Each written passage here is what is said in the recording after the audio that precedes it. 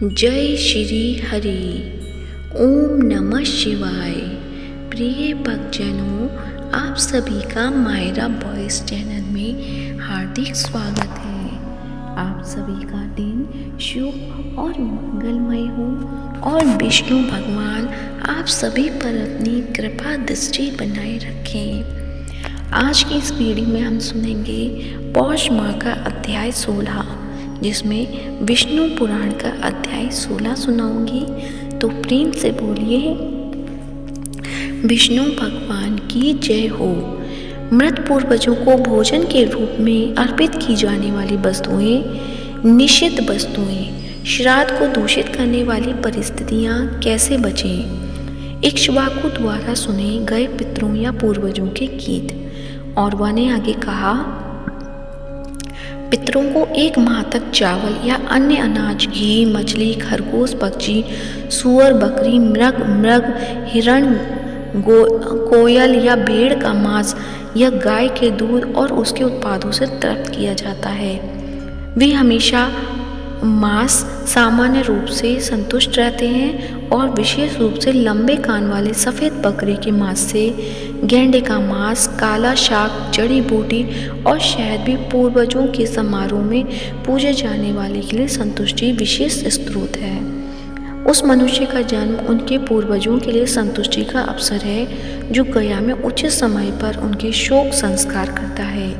अपने आप उगने वाले अनाज, जंगली चावल, दोनों प्रजातियों, सफ़ेद या काले के दाने, जंगलों में उगने वाली सब्जियां पितरों के तर्पण के लिए उपयुक्त हैं, जैसे जौ, गेहूं, चावल, तिल, विभिन्न प्रकार की दालें और सरसों। दूसरी ओर गृहस्थ को किसी भी प्रकार का ऐसा अन्न नहीं चढ़ाना चाहिए जो पहली बार मौसम में आने पर धार्मिक अनुष्ठानों द्वारा पवित्र न किया गया हो।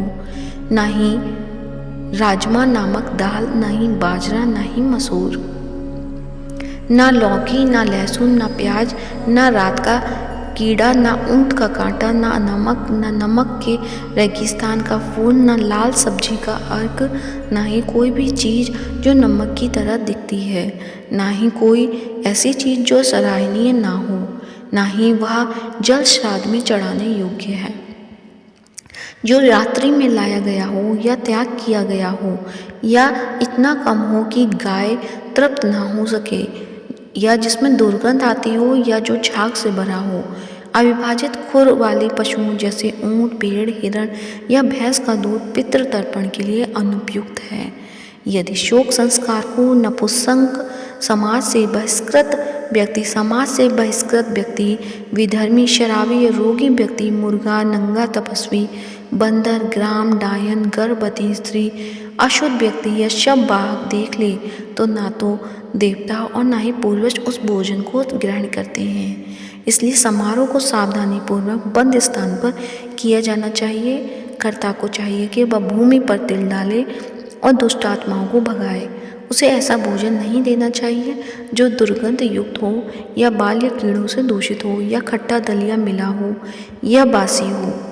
जो भी उपयुक्त भोजन शुद्ध श्रद्धा से नाम और जाति के उच्चारण के साथ शोक आहुति के समय पितरों को अर्पित किया जाता है, वह उनके लिए भोजन बन जाता है या उन्हें पोषण देता है।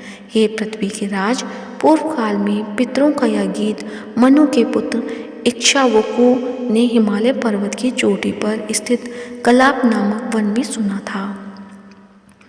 हमारे वंशजों में से जो लोग गया में हमें श्रद्धापूर्वक रोटियां भेंट करेंगे, वे धर्म मार्ग पर चलेंगे। वह हमारे कुल में जन्म ले, जो हमें भाद्रपद और माघ की 13 को दूध, शहद और घी दे, या जब वह किसी कन्या से विवाह करे, या काले बैग को मुक्त करे, या जब वह राज संबंधी कोई गृह अनुष्ठान संपन्न करे और साथ में ब्राह्मणों को दान दे। प्रेम से बोलिए, विष्णु भगवान की जय हो। आगे का अध्याय हम आने वाली वीडियो में पढ़ेंगे, तो प्रेम से बोलिए, विष्णु भगवान की जय हो। अब सुनते हैं पौष माह में प्रतिदिन सुने जाने वाला आदित्य हृदय स्तोत्र। ओम अस्य आदित्य हृदय स्त्रोत इस्यागस्य ऋषिनु छंद आदित्य हृदय भूतो भगवान ब्रह्मा देवता नस्ता शेष बिंगतया ब्रह्म विद्या सिद्धो सर्वत्र जय सिद्धो चा विनियोग नमस्त विष्टे जगत देख चतुषे जगस्प्रतुषी स्थिति नाश हेतवे त्रैन याय त्रिगुणात्म धारिणे विचित्रे नारायण शंकरात्मने। उधर थककर चिंता करते हुए श्री राम जी रणभूमि में खड़े थे। उतने में रावण भी युद्ध के लिए उनके सामने आ गया। यह देखकर अगस्त्य मुनि भी श्री रामचंद्र जी के पास गए और इस प्रकार बोले, सभी के हृदय में रमण करने वाले हे महाबाहो राम, यह गोपनीय स्तोत्र सुनो। इस स्तोत्र के जब से तुम अवश्य ही शत्रुओं पर विजय पाओगे। यह आदित्य हृदय स्तोत्र परम पवित्र और सभी शत्रुओं का नाश करने वाला है। इसके जब से सदा ही विजय की प्राप्ति होती है। यह नित्य अक्षय तथा परम कल्याणकारी स्तोत्र है। यह सभी मंगलों में भी मंगल और सभी पापों को नाश करने वाला यह स्तोत्र चिंता और शोक को मिटाने वाला और आयु को बढ़ाने वाला है, जो अनंत किरणों से शोभायान नित्य उदय होने वाले देवों और असुरों दोनों के द्वारा नमस्कृत है। तुम विश्व में अपनी प्रभा फैलाने वाले संसार के स्वामी भगवान भास्कर का पूजन करो। सभी देवता इनके रूप हैं। ये देवता अपने तेज और किरणों से जगत को स्फूर्ति प्रदान करते हैं। यही अपनी किरणों से देवता और असुरगण आदि सभी लोगों का पालन करते हैं। यही ब्रह्मा, शिव, स्कंद प्रजापति, इंद्र, कुबेर, काल, समय, यम, चंद्रमा, वरुण आदि को प्रकट करने वाले हैं। ये पितरों, वसु, सातिर, अश्विनी कुमारों, मरुदगण, मनु, वायु, अग्नि, प्रजा, प्राण और ऋतुओं को जन्म देने वाले प्रभा के पुंज हैं। इनके नाम आदित्य, सविता, सूर्य, खग, पूषा, गविस्थान, सुवर्ण सदृश्य, भानु, हिरण्यता, दिवाकर और हरिदश्म, शस्त्राची, सप्तसती, मरीचिमान, तिम्रो, मंथन, शंभु, त्वष्टा, मातंग, अंशुमान, हिरण्यगर्भ, शिशिर, तपन, भास्कर, रवि, अग्निगर्भ, आदित्य पुत्र, शंख, शिशिर, नाशन और व्योमनाथ, तम भेदी, ऋग, यजु और साम वेद के पारगामी, धन, वृष्टि, अपामित, विंध्य, विधि, प्लम्बंगम, आत्मी, मंडली, मृत्यु, पिंगल, सप्तापन, सभी को तप देने वाले, कवि, विष, महातेजस्वी, रक्त, सर्वबोधव, सबकी उत्पत्ति करने वाले हैं। नक्षत्र, ग्रह और तारों के अधिपति, विश्व भावन, विश्व की रक्षा करने वाले, तेजस्वियों में भी तेजस्वी और द्वादशात्मा को नमस्कार है। पूर्व गिरि उदयाचल तथा पश्चिम गिरि अस्ताचल के रूप में आपको नमस्कार है। तारों और ग्रहों के स्वामी तथा दिन के अधिपति को नमस्कार है, जो जय के रूप हैं, विजय के रूप हैं। हरे रंग के घोड़ों से युक्त रथ वाले भगवान को नमस्कार है। सहस्त्र किरणों के प्रभावान आदित्य भगवान को बारंबार नमस्कार है। उग्र, वीर तथा सारंग सूर्य देव को नमस्कार है। कमलों को विकसित करने वाले प्रचंड तेज वाले मातंग को नमस्कार है। आप ब्रह्मा, शिव और विष्णु के स्वामी हैं। सूर्य आपकी संज्ञा है। यह सूर्यमंडल आपका ही तेज है। आप प्रकाश से परिपूर्ण हैं। आपको स्वाहा करने वाले अग्नि स्वरूप हे रौद्र रूप आपको नमस्कार है। अज्ञान अंधकार के नाशक, शीत के निवारक तथा शत्रुओं के नाशक आपका रूप अप्रमेय है। कृतज्ञों को नाश करने वाले देव और सभी ज्योतियों के अधिपति को नमस्कार है। आपकी प्रभा तप्त स्वर्ण के समान है। आप ही हरि, अज्ञान को हरने वाले, विश्वकर्मा, संसार की रचना करने वाले, तम अंधेरा के नाशक, प्रकाश रूप और जगत के साक्षी आपको नमस्कार है। हे रघुनंदन, भगवान सूर्यदेव ही सभी भूतों का संहार, रचना और पालन करते हैं। यही देव अपनी रश्मि से तप यानी गर्मी और वर्षा करते हैं। यही देव सभी भूतों के अंतर स्थित होकर उनके सो जाने पर भी जागते रहते हैं। यही अग्निहोत्री कहलाते हैं और अग्निहोत्री पुरुषों को मिलने वाले फल हैं। यही वेद, यज्ञ और यज्ञ से मिलने वाले फल हैं। यह देव संपूर्ण लोगों की क्रिया का फल देने वाले हैं। राघव, विपत्ति में, कष्ट में, कठिन मार्ग में और किसी भय के समय जो भी सूर्य देव का कीर्तन करता है उसे दुख नहीं सहना पड़ता। तुम एकाग्रचित होकर इन जगतपति देवाधिदेव का पूजन करो इनका आदित्य हृदय स्तोत्र 3 बार जप करने से तुम अवश्य ही युद्ध में विजय पाओगे। हे महाबाहो, इसी क्षण तुम रावण का वध कर सकोगे। इस प्रकार मुनि अगस्त्य जिस प्रकार आए थे उसी प्रकार लौट गए। तब इस प्रकार अगस्त्य मुनि का उपदेश सुनकर महातेजस्वी राम जी का शोक दूर हो गया। प्रसन्न और प्रत्यक्षीण होकर परम हर्षित सुचित होकर उन्होंने भगवान सूर्य की ओर देखते हुए 3 बार आदित्य हृदय स्तोत्र का 3 बार जप किया। तत्पश्चात राम जी ने धनुष उठाकर युद्ध के लिए आए हुए रावण को देखा और उत्साह से भरकर सभी यत्नों से रावण के निश्चय किया। तब देवता के मध्य में खड़े हुए सूर्यदेव ने प्रसन्न होकर श्री राम जी की ओर देखकर निशाचर राक्षस के राजा का विनाश का समय निकट जानकर प्रसन्नता पूर्वक कहा कि अब जल्दी करो।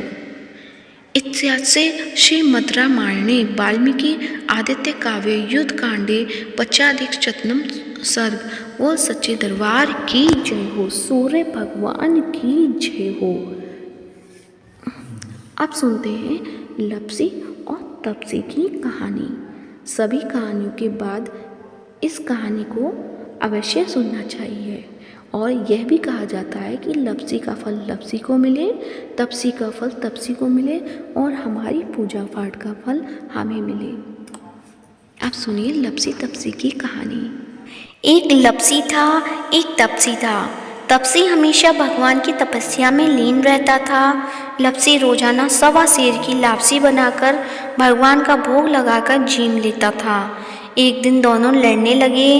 तप्सी बोला, मैं रोज भगवान की तपस्या करता हूँ, इसलिए मैं बड़ा हूँ।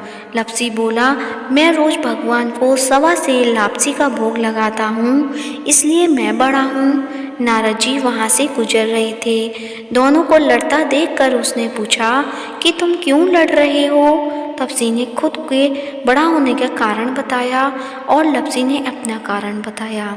नारद जी बोले, तुम्हारा फैसला मैं ही कर दूंगा।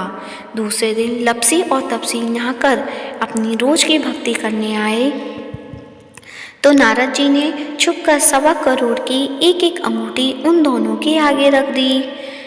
तप्सी की नज़र जब अंगूठी पर पड़ी तो उसने चुपचाप अंगूठी उठाकर अपने नीचे दबा ली। लप्सी की नज़र अंगूठी पर पड़ी लेकिन उसने ध्यान नहीं दिया। भगवान को भोग लगाकर लापसी खाने लगा। नारद जी सामने आए तो दोनों ने पूछा कि कौन बड़ा। तो नारद जी ने तप्सी से खड़ा होने को कहा। वो खड़ा हुआ तो उसके नीचे दबी अंगूठी दिखाई पड़ी। नारद जी ने तप्सी से कहा, तपस्या करने के बाद भी तुम्हारी चोरी करने की आदत नहीं गई, इसलिए लप्सी बड़ा है और तुम्हें तुम्हारी तपस्या का कोई फल नहीं मिलेगा। तप्सी शर्मिंदा होकर मांगने लगा। उसने नारद जी से पूछा कि मुझे कोई तपस्या का फल कैसे मिलेगा।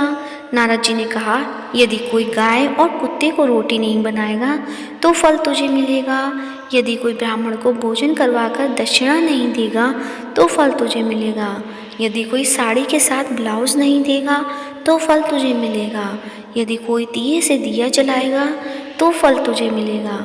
यदि कोई सारी कहानी सुने लेकिन तुम्हारी कहानी नहीं सुने तो फल तुझे मिलेगा। उसी दिन से हर व्रत कथा कहानी के साथ लप्सी और तप्सी की कहानी भी सुनी और कही जाती है। तो प्रेम से बोलिए, लप्सी और तप्सी की जय हो। लप्सी और तप्सी को अपनी अपनी तपस्या का फल मिले और हमें हमारी पूजा का हमें फल मिले। तो प्रेम से बोलिए, भगवान विष्णु की जय हो। अगर यदि आज की वीडियो अच्छी लगी है तो वीडियो को लाइक करें, साथ ही ज़्यादा से ज़्यादा शेयर करें और साथ ही मायरा वॉइस चैनल को सब्सक्राइब करें और कमेंट बॉक्स में सूर्य भगवान की जय हो या भगवान श्री हरि की जय हो अवश्य लिखें। धन्यवाद। आप सभी का दिन शुभ और मंगलमय हो।